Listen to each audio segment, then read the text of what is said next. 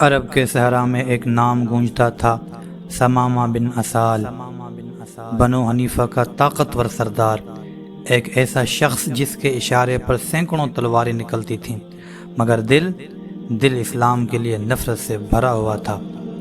جب اس نے نبی کریم صلی اللہ علیہ وآلہ وسلم کی دعوت حق سنی تو اس کا دل سخت ہو گیا۔ اس نے کہا، اگر کبھی محمد میرے ہاتھ آ گئے تو میں خود ان کا خاتمہ کر دوں گا، نعوذ باللہ۔ اس کی آنکھوں میں غصہ تھا، دل میں غرور اور دماغ میں جنگ، مگر اللہ کو کچھ اور منظور تھا۔ ایک دن ثمامہ عمرہ کے ارادے سے مکے کی طرف جا رہا تھا کہ راستے میں مسلمانوں کے ایک فوجی دستے نے اسے گرفتار کر لیا۔ مسلمان نہیں جانتے تھے کہ یہ کون ہے۔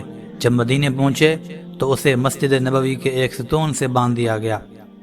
اب منظر دیکھیے، جس نبی کے قتل کا ارادہ تھا، اب ثمامہ انہی کی مسجد میں قیدی بن کر بیٹھا تھا۔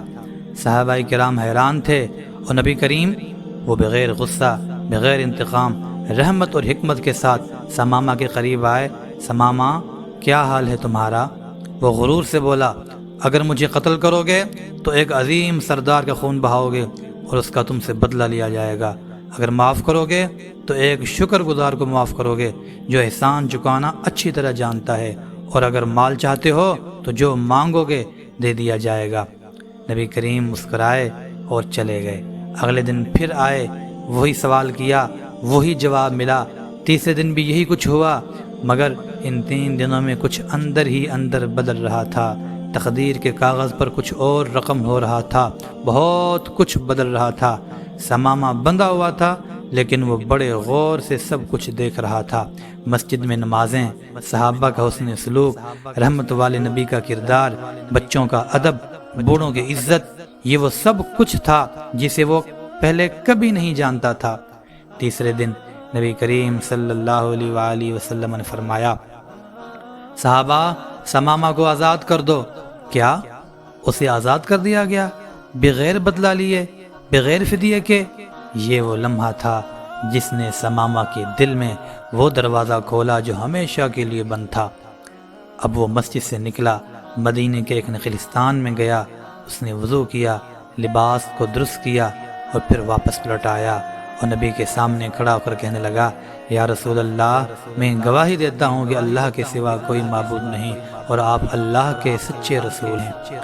پھر اس کی آنکھوں سے آنسو جاری ہو گئے۔